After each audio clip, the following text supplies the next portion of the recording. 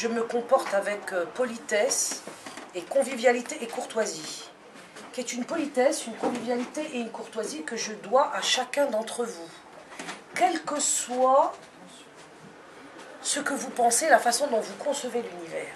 Je ne me suis pas permise de ricaner pendant votre propos et je vous demanderai de respecter la réciprocité qui est la base du dialogue. On ne peut pas proposer le dialogue et faire de l'ironie parallèlement. C'est antinomique. Je vous respecte, je vous demande la réciproque. D'ailleurs, entre parenthèses, en parlant de politesse, moi, mon père m'a très bien élevé. Très bien élevé. Je n'ai jamais insulté quiconque dans l'espace public. Ce n'est pas le cas de Madame Tassin qui m'a traité de garce et qui ne m'a jamais vue. Je parle de la politesse et de la responsable de votre organisation qui s'est permise de m'insulter de garce sur la place publique alors que je ne connais pas cette dame. Donc je pense que ce n'est pas le moment de se comporter de cette façon-là. On ne peut pas d'un côté m'appeler au dialogue et d'un autre côté, dans le cadre d'un rassemblement public, m'interpeller la belle goule, cette garce. Moi, je ne l'ai jamais fait, ni à 5 ans, ni à 15 ans, ni à 40 ans, et encore moins à mon âge, à 56 ans. C'est pas cette petite phrase en arabe dans une banderole, par hasard, un jour du calendrier sur 10 ans, qui va nous islamiser la France, comme le prétendent les imbéciles de République laïque ou de je ne sais trop quoi, riposte machin.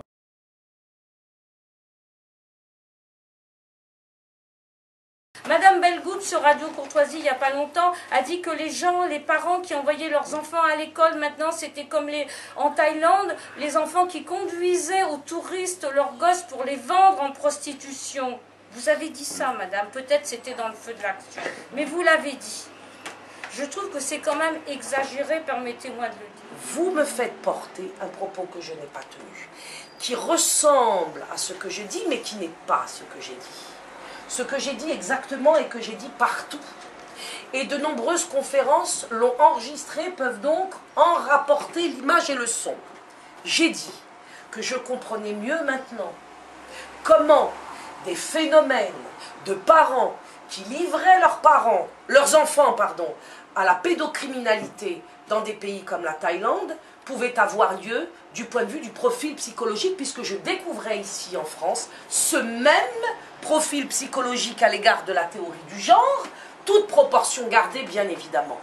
Je n'ai pas du tout fait l'analogie à 100%. Ceci étant, j'assume devant vous aujourd'hui, madame, que si nous laissons entrer le lobby LGBT, eh bien nous en serons réduits à l'état, effectivement, de pays qui livrent leurs enfants, comme c'est le cas dans différents endroits de la planète.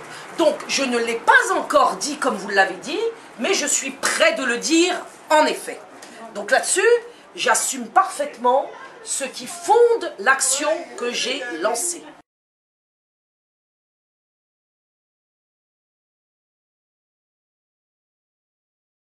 L'école est une merveille et il faut la sauver. Notre école républicaine doit être sauvée et sauvable. Et même s'il y a une école catholique, très bien, mais arrêtons de dénigrer complètement. Vous parlez des quartiers populaires, vous avez réussi à mobiliser qui? Vous avez mobilisé des femmes maghrébines empaquetées, en voile, des pieds à la tête. J'ai vu vos vidéos, je suis allée sur votre site, je suis allée voir tout ça. Qu'est-ce qu'il y a dans les quartiers populaires? Encore un jargon de 9 langues. C'est quoi les quartiers populaires? C'est des quartiers où il y a 90% de gens issus de l'immigration, dont la majorité d'entre eux ont la tronche farcie par le Coran. Qu'est-ce que vous faites contre les écoles coraniques qui pourrissent? Laissez-moi finir. Qu'est-ce que vous faites contre les écoles coraniques qui pourrissent bien plus? Si, c'est le sujet, je finis là-dessus. Qui pourrissent bien plus la tronche des enfants que la théorie du genre. Qu'est-ce que vous faites contre ça?